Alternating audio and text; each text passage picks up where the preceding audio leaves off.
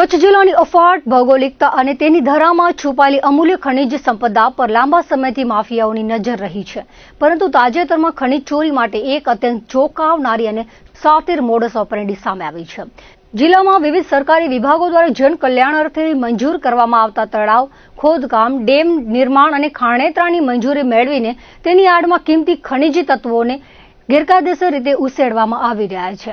સરકારી યોજનાઓ અને વિકાસના કાર્યોને એક મજબૂત કવચ બનાવીને ખનિજનું ગેરકાયદેસર ઉત્ખનન, પરિવહન અને વેચાણનું મસમોટું નેટવર્ક કાર્યરત બન્યું છે. ભ્રષ્ટાચારના આ ગર્ભિત ખેલમાં ચોંકાવનારી બાબત એ છે કે વિભાગ પાસે આ અસ્કયામતોની રક્ષાની જવાબદારી છે, તેની જ સંપૂર્ણ ઉપેક્ષા કરવામાં આવી રહી છે. પશ્ચિમ કચ્છ ખાણ ખનિજ વિભાગના ઉચ્ચ અધિકારી અને ભૂસ્તર શાસ્ત્રી દેવેન્દ્રસિંહ બારિયાએ આ સમગ્ર ગેરરીતિઓ અંગે જણાવ્યું છે કે ખનિજ વિભાગની જાણ બહાર જ અન્ય સરકારી વિભાગો દ્વારા તળાવ ખોદકામ માટે સીધા વર્ક ઓર્ડર જાહેર કરી દેવામાં આવે છે. નિયમ મુજબ કોઈ પણ વિસ્તારમાં ઉત્ખનન સંબંધિત ભૌતિક પ્રક્રિયા હાથ ધરતા પહેલા તે સ્થળની વિઝિટ કરવી અને ખાણ ખનિજ વિભાગનો સત્તાવાર ટેકનિકલ અભિપ્રાય મેળવવો અનિવાર્ય છે. આમ કરવાથી જે તે વિસ્તાર ખનિજ સભર છે કે કેમ અને ભવિષ્યમાં ત્યાં કોઈ સરકારી બ્લોક નિર્ધારિત કરાયેલ છે કે નહીં તેની સ્પષ્ટતા થઈ શકે. પરંતુ વહીવટીતંત્રના વિવિધ વિભાગો આ મહત્વપૂર્ણ પ્રક્રિયાને સદંતર નેવે મૂકીને મંજૂરીઓ આપી રહ્યા છે, જે વહીવટી પારદર્શિતા સામે મોટા પ્રશ્નાર્થો ઉભા કરે છે.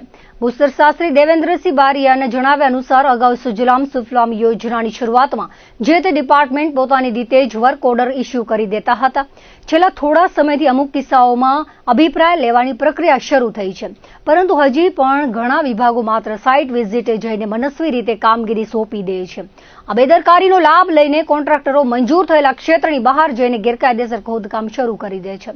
ગત વર્ષે પશ્ચિમ કચ્છ ખાણ ખનિજ વિભાગે આ જ પ્રકારે તળાવ ખાણેતરાની આડમાં ચાલતી અંદાજે 1.5 કરોડ રૂપિયાની મસમોટી ખનિજ ચોરી ઝડપી પાડીને કડક કાર્યવાહી કરી હતી.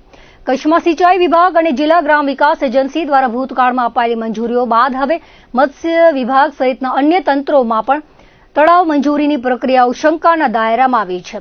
કચ્છ જિલ્લાના જાગૃત નાગરિકો જણાવે છે કે જો આ તમામ વિભાગો દ્વારા આપવામાં આવેલી પરવાનગીઓ, વાસ્તવિક સ્થળ તપાસ, ખોદકામની ઊંડાઈ અને ત્યાંથી નીકળેલા ખનિજના જથ્થાના હિસાબોની તટસ્થતાથી ફોરેન્સિક ચકાસણી કરવામાં આવે તો ગુજરાતનું સૌથી મોટું ખનિજ ચોરી કૌભાંડ બહાર આવે તેવી પ્રબળ શક્યતાઓ સેવાઈ રહી છે. તળાવ ખોદકામના નામે માત્ર સાદી માટી કાઢવાને બદલે અન્ય કિંમતી ખનિજોની હેરાફેરી થઈ રહી હોવા છતાં સ્થાનિક વહીવટીતંત્ર કેમ આ ખાડા કાન કરી રહ્યું છે તે સામાન્ય જનતા માટે એક વણ ઉકેલાયેલો કોયડો બન્યો છે. જ્યારે ખુદ સત્તાવાર પદ પર બેઠેલા જવાબદાર ભૂસ્તર શાસ્ત્રી સ્વીકારી રહ્યા હોય કે નિયમોનું સરેઆમ ઉલ્લંઘન થઈ રહ્યું છે અને સરકારી તંત્ર વચ્ચે સંકલનનો અભાવ છે, ત્યારે સવાલ એ થાય છે કે આ મિલીભગતમાં સંકળાયેલા ઉચ્ચ અધિકારીઓ અને માફિયાઓ સામે કાનૂની ગાડીઓ ક્યારે કસાશે? વિકાસના કાર્યો માટે નક્કી કરાયેલી શરતોનો ભંગ કરીને માટીની આડમાં સરકારી તિજોરીને નુકસાન પહોંચાડતા તત્વો સામે માત્ર દંડનીય કાર્યવાહી પૂરતી નથી, પરંતુ ગુનાહિત કાવતરા અંતર્ગત કડક આદેશો છૂટવા જોઈએ. જ્યાં સુધી મંજૂરી આપનાર તમામ વિભાગોની આંતરિક ભૂમિકા તપાસવામાં નહીં આવે ત્યાં સુધી મસમોટા કૌભાંડના મૂળ સુધી પહોંચવું અશક્ય બનશે. કચ્છમાં તમામ તાલુકાઓમાં કંઈક ને કંઈક ખનિજ મળી જ આવે છે, એટલે કોઈ પણ આપણે કામગીરી હાથ ધરતા હોય, કોઈ તળાવ બનાવવું હોય, ડેમ બનાવવું હોય, તો એની પહેલાં આપણે સ્પોટ વિઝિટ કરવી જરૂરી છે. સ્પોટ વિઝિટ કરો તો એનાથી આપણને આઈડિયા આવે કે ભાઈ આ એરિયા છે, એની આજુબાજુમાં કોઈ ખનિજ સભર વિસ્તારો આવેલા છે કે નથી આવેલા, કોઈ લીઝો મંજૂર થયેલી છે કે નહીં. તો જે તે ડિપાર્ટમેન્ટ સૌથી પહેલાં એ જગ્યાની વિઝિટ કરે અને જો એમને આઈડિયા ના આવે તો એ અમારા ડિપાર્ટમેન્ટનો સંપર્ક કરે કે ભાઈ આ વિસ્તારમાં અમે કોઈ લીઝો આપેલી છે કે કોઈ સંશોધન થયેલા છે કે ભવિષ્યમાં કોઈ લીઝો આપવા માંગીએ છીએ, તો જેથી અમે એ વિસ્તારોની ચકાસણી જો સ્થાનિકે કરવી જરૂરી જણાય તો સ્થાનિકે કરી શકીએ, અથવા તો અમારા રેકોર્ડમાં જે ઉપલબ્ધ ડેટા છે એના આધારે અમે એમને જણાવી શકીએ કે આ વિસ્તારમાં અમે લોકોએ કોઈ લીઝો આપેલી છે કે નહીં, કે કોઈ ખનિજ સભર અમે વિસ્તારો શોધ્યા છે કે પછી ભવિષ્યમાં અમે કોઈ બ્લોક બનાવવાના છે, તો જેથી આ જે ખનિજ ચોરીનો જે વિષય છે એને આપણે નિવારી શકીએ.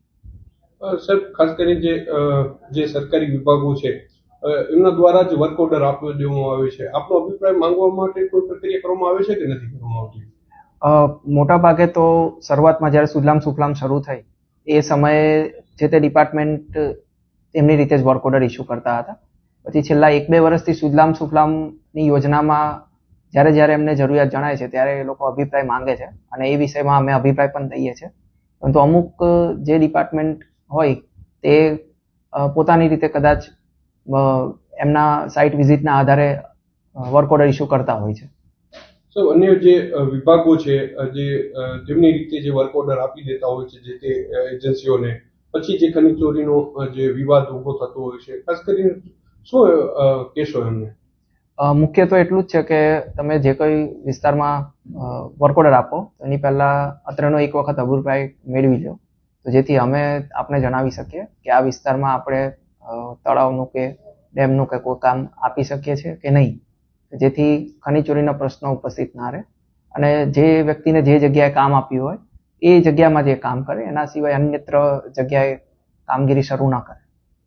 સર, ખાસ કરીને જે આ જે વિકાસ કામો થતા હોય છે, સાદી માટી કયો કોઈ ખનીજમાં પડવાનું હોય છે કે શું હોય છે, એની પ્રક્રિયા શું હોય છે? વિકાસના કામમાં વર્ક ઓર્ડરની શરતો લખેલી હોય છે અને શરતોમાં જણાવી જ હોય છે કે તમારે જે કોઈ પણ કામગીરી કરવાની છે, જેમ કે તળાવ બનાવવું છે તો તળાવમાં જે માટીનો ઉપયોગ કરવાનો અને એના પાડા બનાવવાના હોય છે.